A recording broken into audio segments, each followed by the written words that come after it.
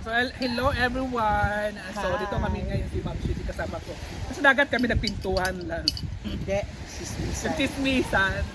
Diba? Chismis. Pero yung iba mga chismis namin, hindi namin pinarinig sa inyo. Baka isipin nyo sa amin ng mga chismosa kami. Chismis ako sa mga boys namin. Ay, makapasana all ka na lang dito sa Barangay Playa. Diba? Marami kong boys. Marami yung boys sa ano namin yan, mga takilala. Oo, mas marami dito. Mas marami isda dito, mga ba? Kumusta ka na pala ngayon, Ma? Kumusta yung ano mo ngayon, yung negosyo mo? Dahil sa negosyo, okay naman.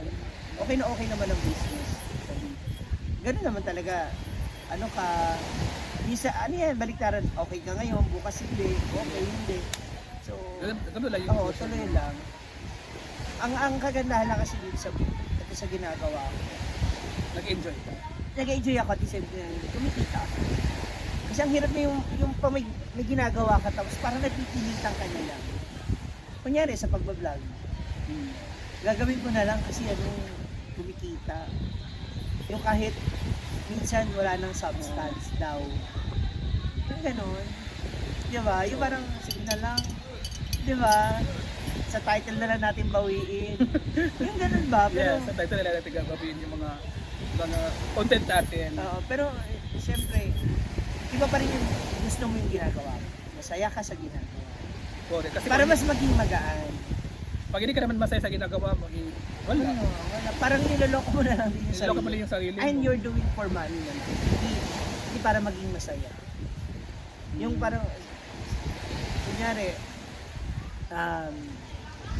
kahit hindi mo naman gusto maging doktor, sige na lang kasi yun naman malaking sa akin. Alam mo yun, pero hindi ka naman doon masaya. Ang hirap kaya. Ang hirap. Oo, yung ganun. Sa totoo lang sa panahon ngayon, ang hirap maging masaya. Sa dami nang nangyayari sa bansa, sa personal mong buhay, di ba? Yung parang gusto mong magpakasaya, hindi mo magawa kasi may problema sa bahay. Isa kasi yan sa mga traits ng mga Pilipino na talagang ang hirap alisin ng karamihan na nagiging problema din natin ang problema ng parents natin, diba? Especially as yung kagaya natin. Wala rin naman tayo unless may sarili tayong pamilya, diba?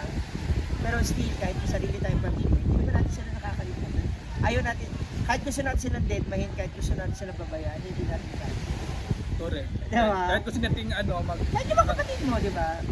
kahit gusto nating yung tayo na lang Kayo na dyan, kasi ako nandito kay mama at papa eh, diba? hindi natin kaya. Pero gagawa ka pa rin ng paraan. Diba? Ito nga eh, diba? Naisawin po naman sila dito. Kaya naman. Pero sa'yo kasi sa'yo kuya mo lang yung inano mo, di ba? Kasama mo. Ay, ang kuya. Ito Kuya. kapatid mo. So, at least, kumusta pala si kuya ngayon? Si brother, ayun, nag-ano siya ngayon, may session siya ng Cairo para sa spinal cord kasi ang unang issue na akala namin is kidney rin kasi sakit ang balakang. So, nung x-ray siya, pinali yung test niya. So, ano na yung spinal cord niya. Kaya sumasakit yung balakang niya. It's because yung parang buto niya is karoon na ng, parang, hindi naman dislocate. Siguro dahil sa pagdadrive. Pag matagal tayo nakaupo, yung alaya sa likod, gano'n na nangyari sa kanya. Kaya ngayon meron siyang 7 sessions. And, update niya ulit. Every 3 months na lang siya ngayon tungkol dun sa cancer. So after this year, kapag everything is clear at okay naman na, once a year na lang siya CT scan and check up para sa cancer. So hopefully, pero hindi pa siya cancer free. Ay, di ba siya cancer? Kasi hanggang hindi pa nagtapos yung stage nung check up niya and magmamonitor. Pareha sila ni Ate Gay ng cancer. Si Ate Gay lang, dito lumabas yung bukol. Ang sa kapatid ko dito. Sa mukha. Sa ilong. Sa loob. Pero, thanks God, thank Lord, o di ba, napagdadaanan ko siya ng Paano ba nilaban yun? Paano mo inano mo yung ganung mga setup na parang Ako, ay kaya ko. dasal lang. Masal lang ka. Dasal, lagi ko pinagdadasal yan. Ayun, sa tulong ng, syempre ni Lord, yung simbahan ng Del Puente. Every time na kailangan magkakaroon, parang ngayon, itong buwan na to, ang laki na naman ang sila. Hindi naman sobra pong laki, pero malaki siya dun sa mga ordinary days ko. Malaki na yung sinawag, hindi pa nakakailanganin niya naman. So, alam ni Lord kung kailan niya talaga ibibigay yung bagay niya sa akin. Kasi alam niya may paglalaan, may pagpapatutunguhan na hindi ko sasalon. So, ayun na, ano na naman siya, yung 7 sessions mo. O 7 sessions yata. Kasi since kanya, nag-school yung mga bata. So, alam ko na kung ano yung mga binibigay sa akin ni Lord. Pag alam ko malaki, medyo kinakabahan. Pag sinasagan sa pag-vlog, kinakabahan na ako. Kasi parang, kasi ganun din yung nangyari kay mama. May ano ka na, may trauma ka sa ganyan. Kapag tumaas yung sahod ko, alam ko na May patutunguhan. Alam ko namang ano, kasi dapat ang planning na itong sinahod ko ngayon, malaki kasi i-open ko doon sa isa kong business. Parang i-extend ko yung business ko, yung kainan. So mag-a-add ako ng bigasan, soft drinks, mineral water, at saka alak. Yun sana. Kasi kinumpute ko na siya, kahit paano, masisimulan ko. So kaya na. Kaya mo na siya yan. Oo, kaya na masimulan. Ito nga, kinailangan ni God. I mean, okay lang naman. Hindi naman ako nagre-reklamo. Sabi ko nga, baka may ibang plano si God. Kaya siguro hindi ko muna nasimulan yung business ko. So hindi mo pa mapuksan or pwede na pero mas kailangan bawas. Kailangan ng brother. Kahit naman ikaw doon, 'di ba? Naalala ko nga noon na sa'yo na nga yung pera nila, nagbibili ka kasi sira yung phone mo. Sira yung itong phone na ginagamit natin. So, kailangan bumiyahe nila sister mo.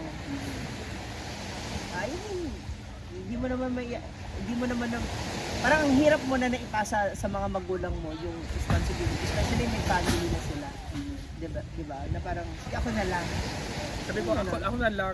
Kasi diba? kaya ko pa naman itong kitain yung to next na lang and, ako and thanks to your friends.